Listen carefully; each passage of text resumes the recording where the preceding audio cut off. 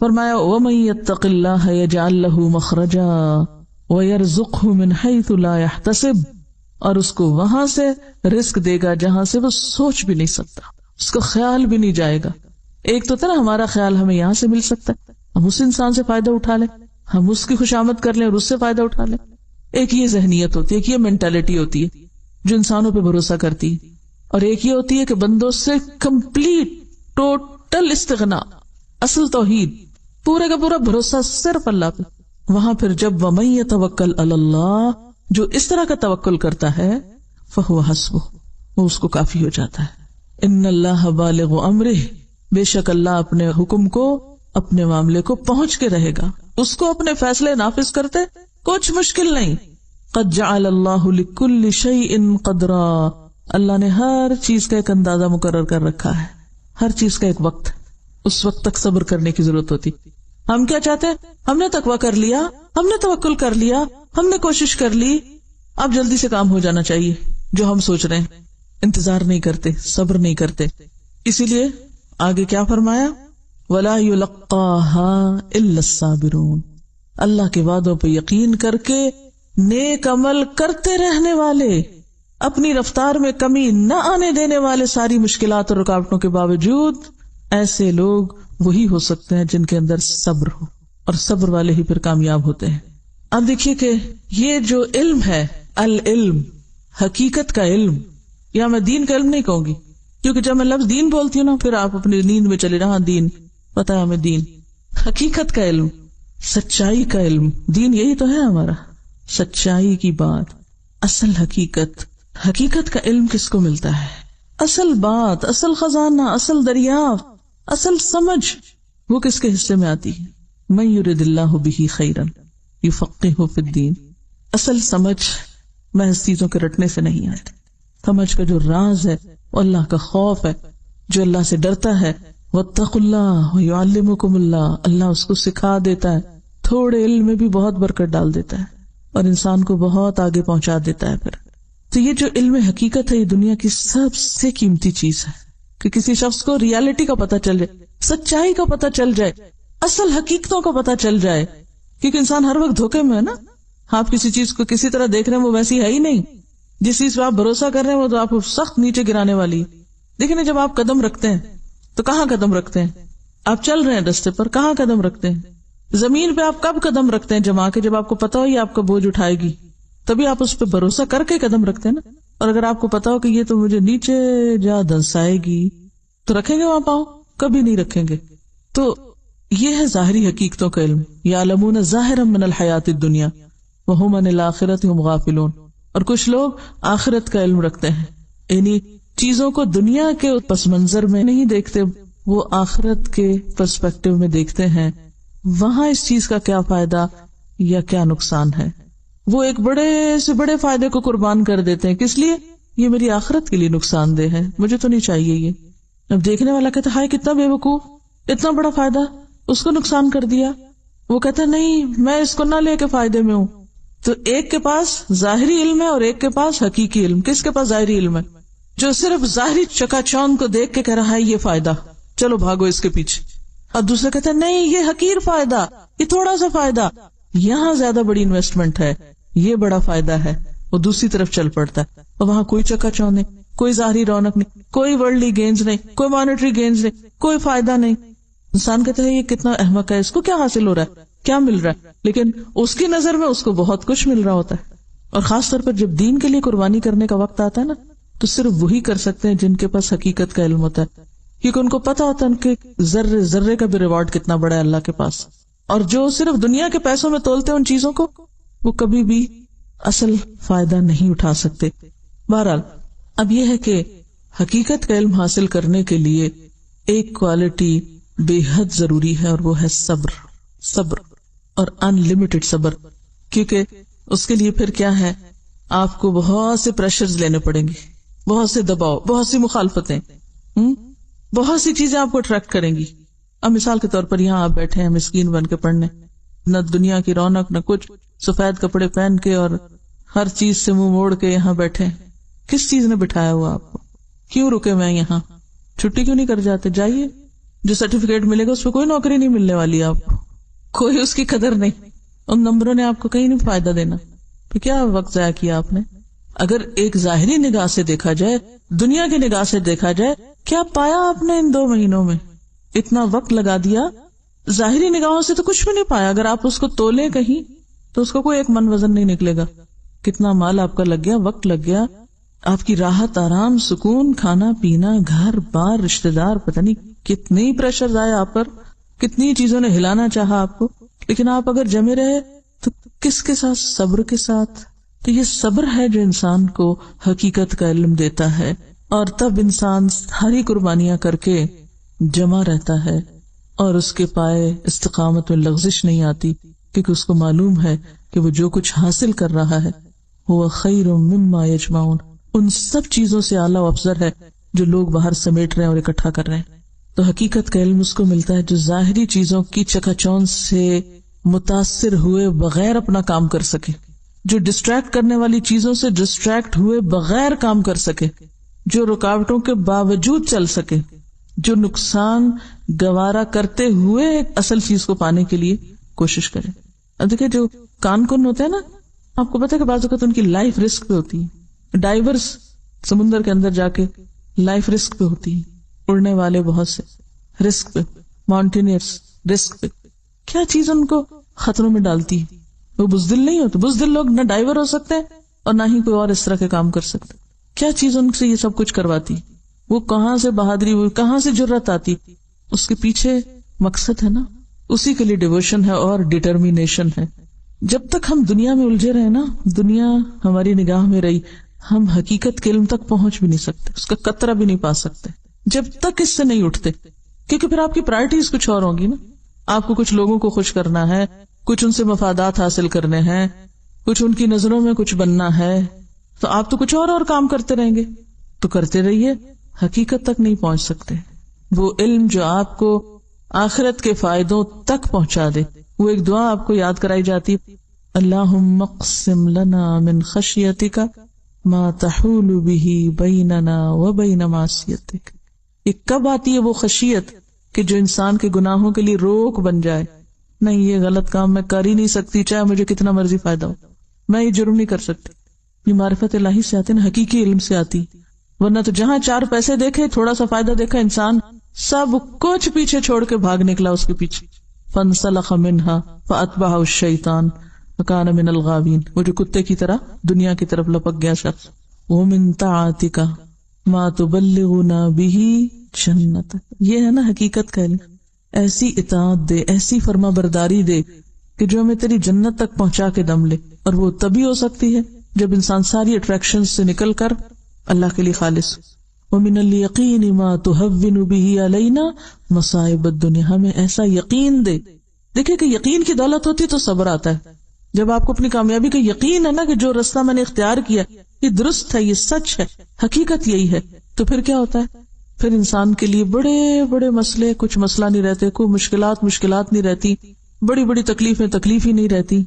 ومن الیقین ما تهون به علینا مصائب الدنیا اللہم متعنا باسماعنا.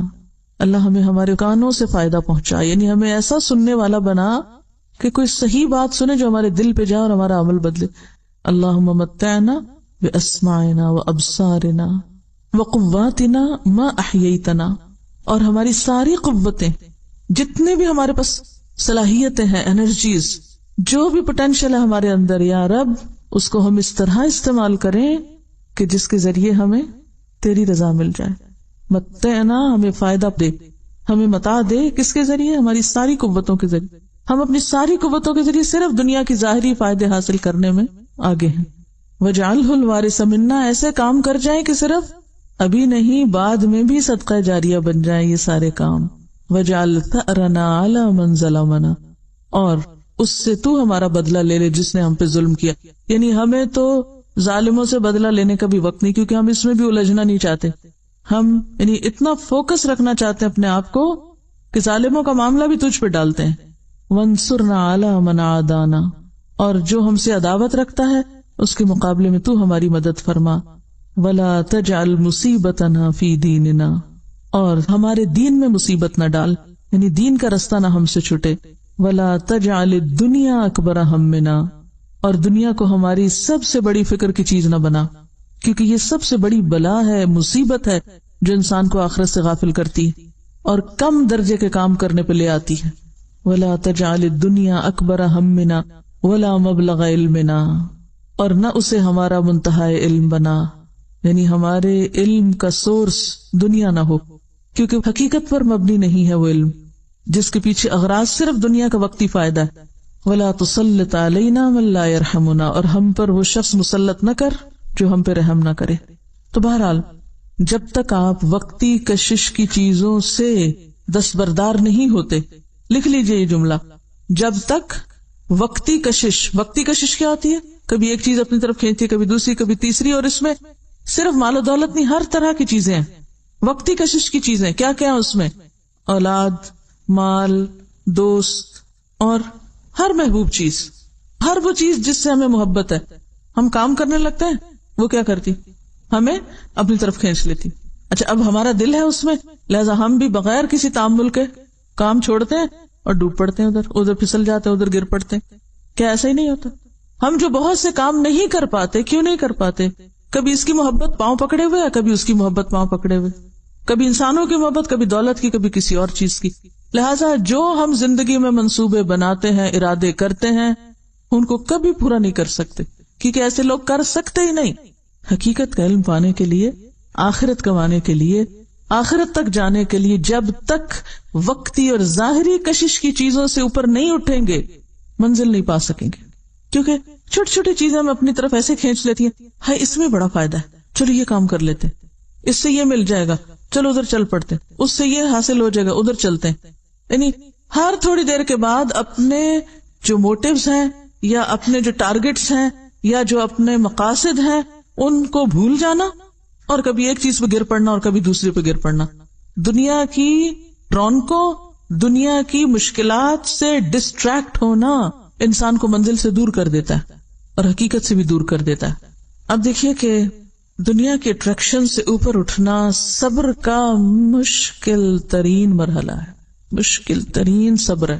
رونقوں کو چھوڑ کر بے رونق چیزوں کو اختیار کرنا، شہرت کو چھوڑ کر گمنامی اختیار کرنا، وقتی فائدوں کو چھوڑ کر بڑے فائدے پر نظر رکھنا، ظاہری نظر آنے والی چیزوں سے پیچھے جا کر اصل کو دیکھ لینا، اس دنیا میں رہتے ہوئے جنت کی خوشبو پا لینا، یہ کون کر سکتا ہے؟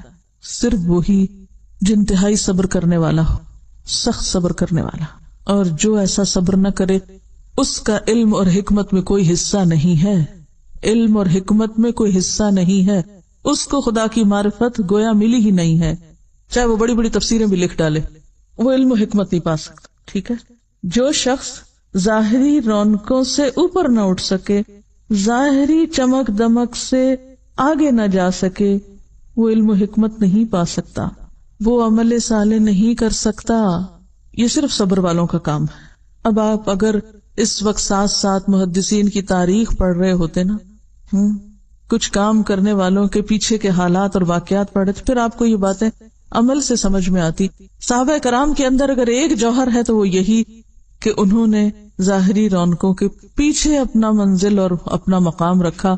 دنیا تو جانی والی چیز سے چلی گئی ان سے، لیکن وہ جو بلند منزلیں ان کو وہاں ملی، اور سب سے بڑا سرٹیفکیٹ رضی اللہ عنہم ورضوا عنہ، اصل لے کر چلے گئے. اور یہ عام لوگوں کے بس کی بات نہیں. دنیا سے چپکے ہوئے نا، اب جو زمین سے چپک جائے وہ اڑ سکتا؟ زمین سے چپکا ہوا اڑ نہیں سکتا. تو جو شخص دنیا سے چپکا ہوا ہو اسے علم و حکمت ملے گی، اس کو نہیں مل سکتی، اسے سمجھ بھی نہیں آ سکتی یہ باتیں، وہ پھر دو چاری کے چکر میں ہوگا. اب کیا ہوا؟ فخسفنا به وبداره الارض، اس کو اور اس کے گھر کو زمین میں دھسا دیا. فما كان له من فئة ينصرونه من دون الله، تو اس کا اللہ کے سوا کوئی بھی ایسا مددگار نہ تھا جو اس کے کام آتا. وما كان من المنتصرین، اور اس کی مدد ہونی بھی نہیں تھی. اصل بات یہ کہ دنیا کا رزق جو ہے نا انسان کے لیے امتحان ہے. یہ اللہ کا فیصلہ ہے، جس کو چاہے زیادہ دے، جس کو چاہے کم دے. تو ہونا کیا چاہیے؟ کم ملے تو صبر کریں، زیادہ ملے شکر کریں، اسی راستے سے کامیابی ہو سکتی ہے. اور اگر زیادہ ملے اور فخر کریں اور کم ملے تو شکوے کریں تو پھر یہ انتہا درجے کی حماقت. اب کیا ہوا؟ وَأَصْبَحَ الَّذِينَ تَمَنَّوْا مَكَانَهُ بِالْأَمْسِ، تو وہ لوگ جو کل تک اس کے مقام کی تمنا کر رہے تھے کاش ہمیں بھی وہ ملتا جو قارون کو ملا، یقولون، اب ان کو سمجھ آ گئی، کہنے لگے وَيْكَأَنَّ اللَّهَ يَبْسُطُ الرِّزْقَ لِمَن يَشَاءُ مِنْ عِبَادِهِ وَيَقْدِرُ. اصل بات یہ ہے جو ہم بھول گئے تھے کہ اللہ اپنے بندوں میں سے جس کا رزق چاہتا ہے کشادہ کرتا ہے اور جسے چاہتا ہے نپا تلا دیتا ہے. نہیں اگر ہمارے کسی بہن بھائی کو یا رشتے دار کو یا آس پاس کے لوگوں کو ہم سے کہیں زیادہ مل گیا تو کیا ہوا، یہ اللہ کا فیصلہ ہے. آپ بھی خوش ہوں اس پر کہ اللہ نے اس کے حق میں نعمت رکھی، نہ کہ حسد اور اپنے آپ کو دیکھ کر پھر رونا دھونا. کیا حکم دیا گیا ہے کہ دنیا کے معاملے میں کس کو دیکھو؟ چھوٹے کو دیکھو، شکر پیدا ہوگا، اور دین کے معاملے میں اپنے اوپر والوں کو دیکھو تو عمل کی قوت آئے گی. وَأَصْبَحَ الَّذِينَ تَمَنَّوْا مَكَانَهُ بِالْأَمْسِ يَقُولُونَ وَيْكَأَنَّ اللَّهَ يَبْسُطُ الرِّزْقَ لِمَن يَشَاءُ مِنْ عِبَادِهِ وَيَقْدِرُ لَوْلَا أَمَّنَّ اللَّهُ عَلَيْنَا لَخَسَفَ بِنَا. اگر اللہ ہم پر احسان نہ کرتا تو ہمیں بھی دھنسا دیتا، کیونکہ ہم بھی تو وہی بننا چاہ رہے تھے. یہ تو اللہ کا احسان ہے کہ اس نے ہمیں بچا لیا. وَيَكَأَنَّهُ لَا يُفْلِحُ الْكَافِرُونَ. اب سمجھ آ گئی کہ افسوس ہمیں یاد نہ رہا کہ کافر فلاح نہیں پاتے. تِلْكَ الدَّارُ الْآخِرَةُ، یہ آخرت کا گھر، نَجْعَلُهَا لِلَّذِينَ، یہ تو ہم نے ان لوگوں کے لیے بنایا ہے، لَا يُرِيدُونَ عُلُوًّا فِي الْأَرْضِ، جو زمین میں بڑا نہیں بن کے رہنا چاہتے، جو زمین میں علو نہیں چاہتے. ہم میں سے ہر ایک اپنے آپ کو پرکھ کے دیکھے کہ ہم کیا چاہتے ہیں. کہیں ایسا تو نہیں کہ یہ جذبہ کہیں ہمارے اندر دور کنارے چھپا ہوا ہو جس کو ہم خود بھی ڈسکور نہ کر پائے ہوں، اور یہی خدا نخواستہ رکاوٹ نہ بن جائے آخرت کی کامیابی کے راستے میں. تلک الدار الآخرہ، یہ آخرت کا گھر، نجعلها للذین، ہم ان لوگوں کے لیے اس کو بناتے ہیں، لا یریدون علوا فی الارض ولا فسادا، جو دو باتوں سے پرہیز کرتے ہیں، ایک بڑا بننے کی خواہش نہیں ہوتی ان میں، اور دوسرا فساد نہیں کرتے. تو جنت کی آبادی یا جنت میں بسنے والے لوگوں کے اندر دو بنیادی کوالٹیز کا ہونا ضروری ہے، جن کے سینے ذاتی بڑائی کے احساس سے خالی ہوں کہ میں بڑی چیز ہوں. اس چیز کو اندر سے نکالنا پڑے گا، اور یہ صرف اس وقت ہوتی ہے جب ہم لوگوں کی خوبیوں پر نظر رکھیں. عموماً ہم لوگوں کی خامیوں پر نظر رکھتے ہیں اور انہیں حقیر کرتے رہتے، کنڈم کرتے رہتے، یہ بھی زیرو ہے، یہ بھی زیرو، یہ بھی زیرو، اس میں یہ خامی، اس میں یہ، اس میں یہ، اور ان سب کے مقابلے میں ہم میں یہ خوبی، اور اپنے گناہ بھول جاتے ہیں، اپنی غلطیاں فراموش کر دیتے ہیں. تو یہ جو الوف کی اندر چھپی ہوئی ہوس ہے، جب تک یہ نہ نکلے انسان سیدھا نہیں ہو سکتا. اور یہ نکلتی ہے صرف اللہ کی معرفت سے. اللہ کی پہچان آتی ہے تو انسان کو پتا چلتا ہے میں کتنے پانی میں ہوں، میری کیا حقیقت ہے، میں کیا چیز ہوں، میں کہاں سے بڑا آ گیا، مجھ میں کیا بڑائی آ گئی. اور دوسری چیز ولا فسادا، نہ فساد کرتے ہیں. اور یہ جو فساد ہے یہ بھی کس کے نتیجے میں آتا ہے؟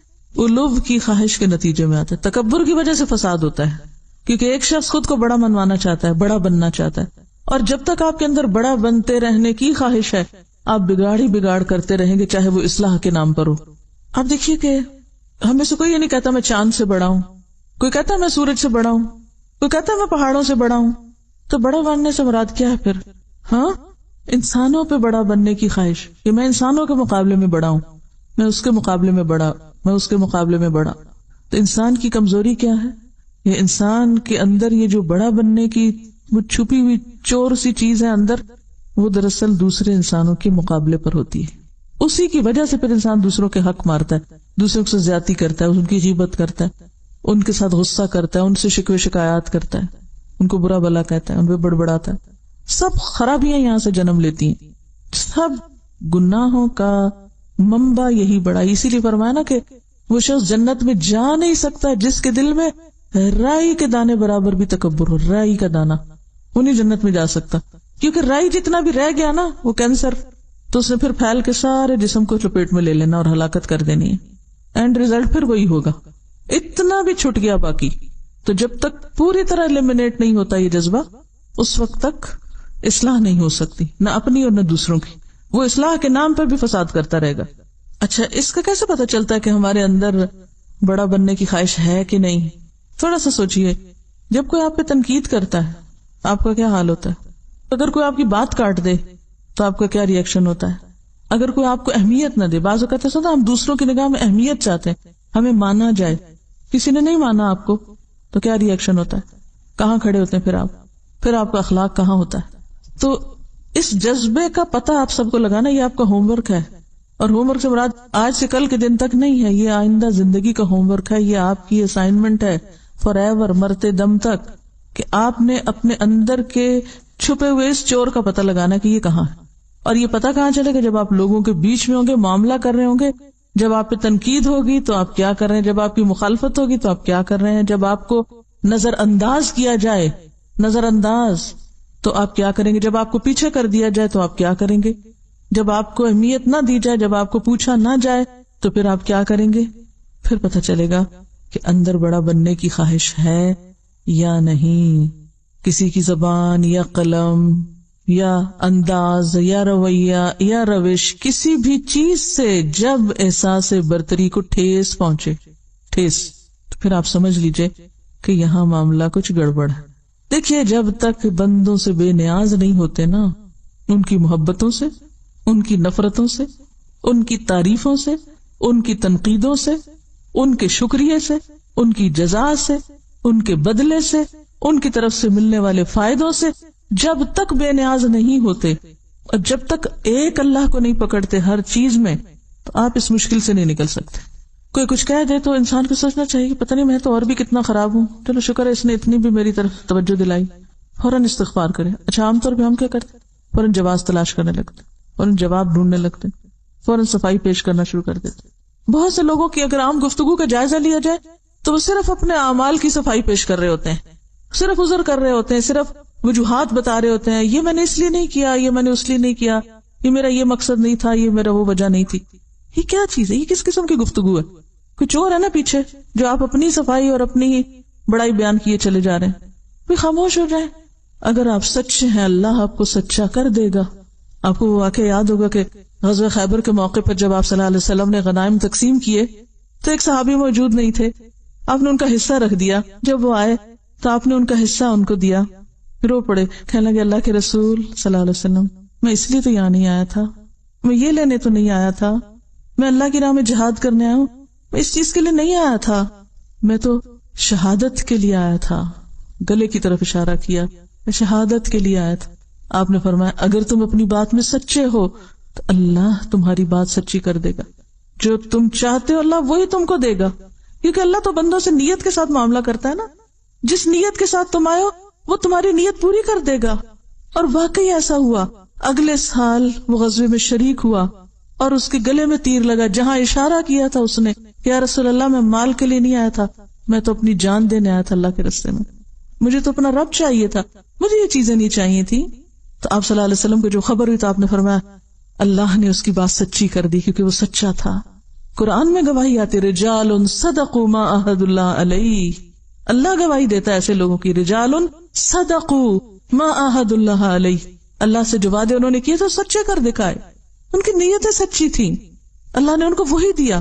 جو جس چیز کو چاہتا ہے نا اللہ اس کو وہی دے دیتا ہے. جو بندوں کی توجہ چاہتا ہے، جو بندوں سے تعریف چاہتا ہے، جو بندوں سے صلہ اور بدلہ چاہتا ہے، جو بندوں سے جزا چاہتا ہے، اللہ اس کو اتنی وہی دے دیتا ہے. یہ حقیر چاہیے لے جاؤ اور راضی رہو اسی پر، اور وہ بڑا نہیں ہے تمہارے لیے، اس سے آگے نہیں ہے. تو ہم سب کو سب سے پہلے تو اپنے ساتھ سچا ہونے کی ضرورت ہے، اپنے آپ کو خود دیکھنے کی ضرورت ہے، پھر اللہ کے ساتھ سچا ہونے کی ضرورت ہے. یاد رکھیے جب اللہ کے ساتھ سچا ہونے کی بات ہوگی اللہ ضرور امتحان میں ڈالے گا، ضرور ڈالے گا. یہ ہو نہیں سکتا کہ کوئی امتحان میں ڈالے بغیر اس کی سچائی باہر آئے، کیونکہ کھرا کھوٹا کیسے پگھلتا ہے، کیسے نکلتا ہے، کھرا کھوٹا کیسے سامنے آتا ہے، کیسے الگ ہوتا ہے. بھٹی پہ تپایا جائے تو پھر پتہ چلتا ہے نا کون کھرا ہے اور کون کھوٹا ہے. آزمائش کے بغیر تو کسی کا بھی درجہ اوپر نہیں ہوتا. تو ایک شخص جو اللہ کی خاطر نکلا ہو، اللہ کے دین سیکھنے کے لیے، اللہ کا دین سکھانے کے لیے، اس سے کوئی فرق نہیں پڑتا کہ کوئی اس کی تعریف کر رہا ہے، کوئی اس پہ تنقید کر رہا ہے، کوئی اسے شکریہ ادا کر رہا ہے یا نہیں، کوئی اس کو عزت دے رہا ہے یا نہیں، اس کو کچھ مل رہا ہے یا نہیں، کوئی فرق نہیں پڑتا. میں اس لیے تو نہیں آیا. جب اس کو کوئی سیٹ بیک ہوتا ہے، کوئی نقصان ہوتا ہے، کوئی اس کی ایکسپیکٹیشن ٹوٹتی ہے تو فوراً کیا کہتا ہے، میں اس لیے تو نہیں آیا تھا، میں اس لیے تو نہیں نکلا، میں اس لیے تو نہیں چلا، میں اس حقیر دنیا کے لیے تو نہیں آیا، مجھے کچھ اور چاہیے. وہ تو پھر دنیا کی طرف سے ملنے والے فائدوں پر بھی آنسو بہاتا ہے کہ یہ کیا ہوا، یا رب اس لیے تھوڑی کیا تھا، مجھے تو چاہیے تھا، اور میں تیرے سے کم کسی چیز پر راضی نہیں ہوں کہ تو مجھے نہ ملے اور یہ دنیا کی ٹھیکریاں مل جائے مجھے، تیرے سوا چھوٹی چیزوں پر میں راضی نہیں ہوں. تو جب تک اس سے اوپر نہیں اٹھیں گے، لا یریدون علوا فی الارض ولا فسادا، اس وقت تک وہ حاصل نہیں ہو سکتی جس کا وعدہ ہے.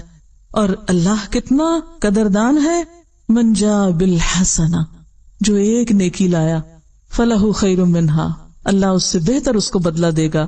ومن جاء بالسیئہ، اور جو برائی لایا، جس نے برائی کی، فلا یجزی الذین عملوا السیئات الا ما كانوا یعملون، تو وہ نہ بدلہ دیے جائیں گے ان برائیوں کو جو انہوں نے کیے مگر وہی جو وہ عمل کرتے رہے. آخرت کا گھر ان لوگوں کے لیے ہے جو زمین پر اپنی بڑائی نہیں چاہتے اور فساد نہیں کرتے. تو اپنی بڑائی کے بارے میں یا تکبر کے بارے میں چند ایک احادیث یاد دہانی کے لیے رسول اللہ صلی اللہ علیہ وسلم نے فرمایا، کیا میں تم کو اہل جنت کے بارے میں بتا دوں کہ جنت والے کون ہیں؟ یاد رکھو، ہر وہ ضعیف اور کمزور شخص جس کو لوگ حقیر اور ضعیف سمجھیں. جنت کے بادشاہ کون؟ اہل جنت کون؟ جسے لوگ کمزور اور ضعیف سمجھے، ناکارہ سمجھے. اگر وہ اللہ کی قسم کھا لے، اللہ اس کی قسم کو سچا کر دے، یعنی دنیا میں وہ بہت امپریسو نہیں ہے لیکن اللہ کے بڑے پیارے ہیں. یہاں اسے مراد وہ ضعیف نہیں جو نکمے ہیں، یا وہ لوگ جو بظاہر دنیاوی سٹیٹس نہیں رکھتے مگر ویسے اپنے ایمان تقوی میں آگے ہیں.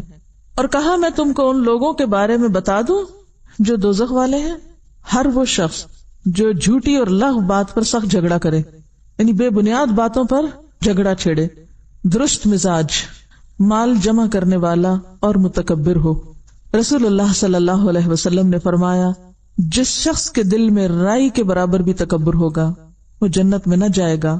ایک شخص نے عرض کیا، ہر کوئی اس بات کو پسند کرتا ہے کہ اس کا لباس اچھا ہو، اس کا جوتا اچھا ہو. آپ نے فرمایا، اللہ تعالیٰ جمیل ہے اور جمال پسند کرتا ہے. تکبر کہتے ہیں بطر الحق و غمط الناس، حق کا انکار اور لوگوں کو حقیر سمجھنا. تو یاد رکھیے، لوگوں میں سارے لوگ آتے ہیں، چاہے مسلم ہو یا نان مسلم ہو یا کوئی بھی. ہمیں اگر اپنے مسلمان ہونے پہ فخر ہے تو دوسروں تک اگر ہم نے پیغام ابھی تک نہیں پہنچایا اور وہ اسلام سے لابلد ہیں تو ان کو حقیر سمجھنے کا آپ کو حق کس نے دیا ہے؟ آپ کو کیا خبر کہ ان کی لا علمی اور ان کے حالات کی وجہ سے اللہ تعالیٰ ان کو تو چھوڑ دے اور پکڑ لے آپ جیسے فخر کرنے والوں کو جو صرف دین کو اپنی ہی جائیداد بنا کے بیٹھ گئے اور اپنا ہی ورثہ سمجھ لیا. حالانکہ یہ دین تو کس کے لیے تھا؟ پوری دنیا کے لیے تھا، سارے انسانوں کے لیے تھا. قصور بھی ہمارا کہ پہنچایا نہیں. پھر جو خود کے پاس ہے اس پہ فخر اور دوسروں کے پاس نہیں تو ان کو حقیر سمجھا جا رہا ہے. کوئی حق نہیں ہمیں کسی کو حقیر سمجھنے کا اور کوئی حق نہیں ہمیں فخر کرنے کا. اللہ ہی بہتر جانتا ہے کہ کون کہاں ہے. حضرت ابو ہریرہ کہتے ہیں کہ رسول اللہ صلی اللہ علیہ وسلم نے فرمایا، 3 شخص ایسے ہیں جن سے اللہ تعالیٰ قیامت کے دن بات بھی نہ کریں گے، نہ ان کو گناہوں سے پاک کریں گے. ایک تو بوڑھا زانی، دوسرے جھوٹا بادشاہ، تیسرے مفلس تکبر کرنے والا، یعنی غریب بھی اور متکبر بھی ہے بھی کچھ نہیں پاس، کوئی دے تو اس پہ اکڑ بھی. رسول اللہ صلی اللہ علیہ وسلم نے فرمایا، اللہ تعالیٰ فرماتے ہیں، بزرگی میری چادر ہے، عظمت میرا تیبند، پس جو شخص ان دونوں میں سے کسی ایک کو مجھ سے چھینے میں اس کو دوزخ کی آگ میں ڈالوں گا. یعنی کسی کو بڑا بننے کا حق نہیں. لا یریدون علوا فی الارض ولا فسادا.